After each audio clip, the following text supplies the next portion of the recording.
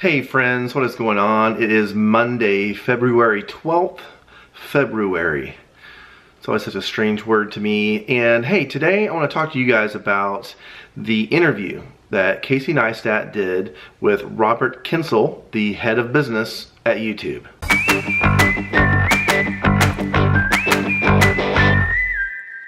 So first off, I want to say that I really did enjoy the interview, and while some of the answers were definitely more of corporate talking points, this is a huge step.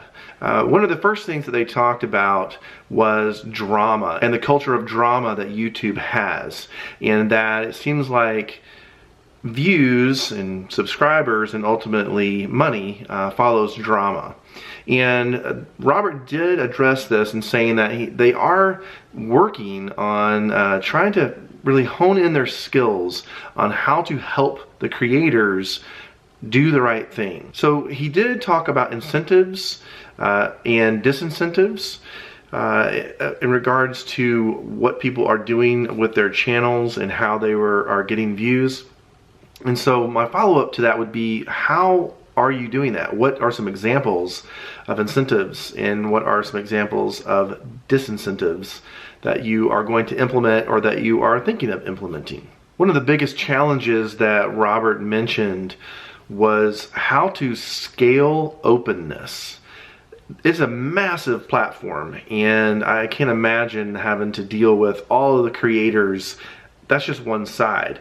Actually, there's kind of three sides to it. Then you have your viewers, but then you have your advertisers as well. And to create an environment of openness at that scale with cultures across the world, man, it's almost an impossible task.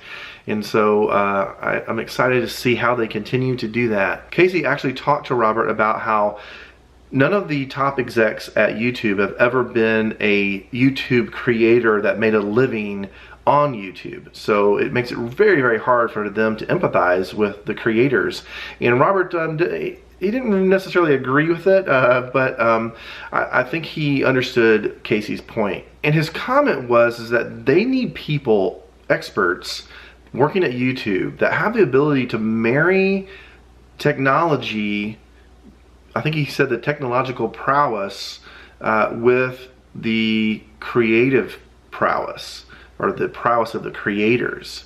And so while I do understand the need to have these experts in technology, and of course the excellent creators, and to be able to marry these two things together, there's a huge element that's missing, and that is this process, the process of that. So you can take awesome technology and mix it with incredible creations, but if the process of that is broken or it is rough really in any way, you're going to see negative fallout. And I think that is what's happening, because the communication to the creators and possibly the communication to the advertisers isn't as good as it could be, or maybe should be.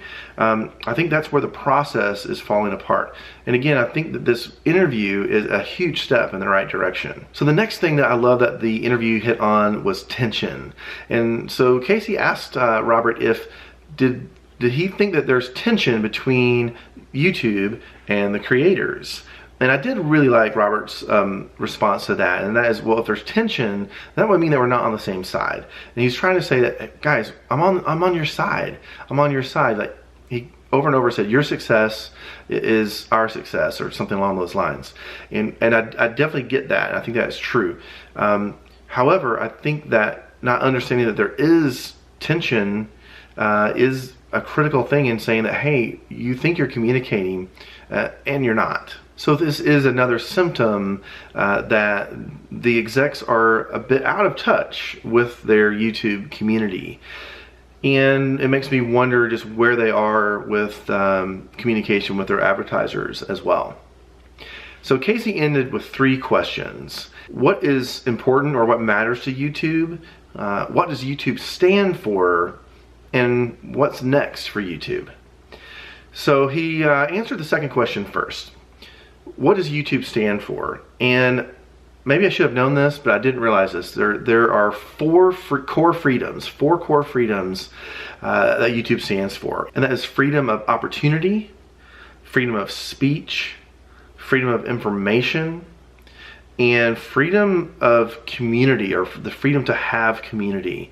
And so then what matters to them, and that is the success of the creators and the success of the advertisers. Because let's face it, without the two of those things, this doesn't work. And the third thing, he didn't really directly answer like what's next for YouTube, other than saying that, what I heard at least, is that they're going to try harder, that they do want to communicate better, that they do want us as creators to know that they're on our side, and that they are going to do the best that they can to continue developing this open relationship between YouTube corporate and the creators. And so again, this interview I think is step one in that.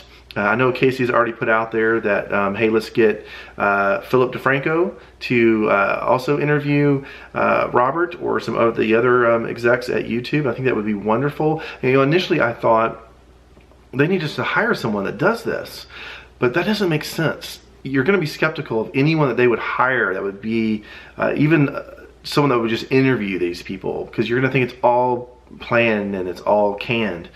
But if it's YouTubers that we trust, so whether it's Casey or Philip or a million other different YouTubers that we would trust, and maybe even some that aren't necessarily known for doing interviews, but they have a certain fan base that would trust them. Robert, I just want to thank you for taking a big risk to do this interview with Casey, and Casey, of course, thank you for making it happen. I just wanted to share my insights on the interview and just what I think about it.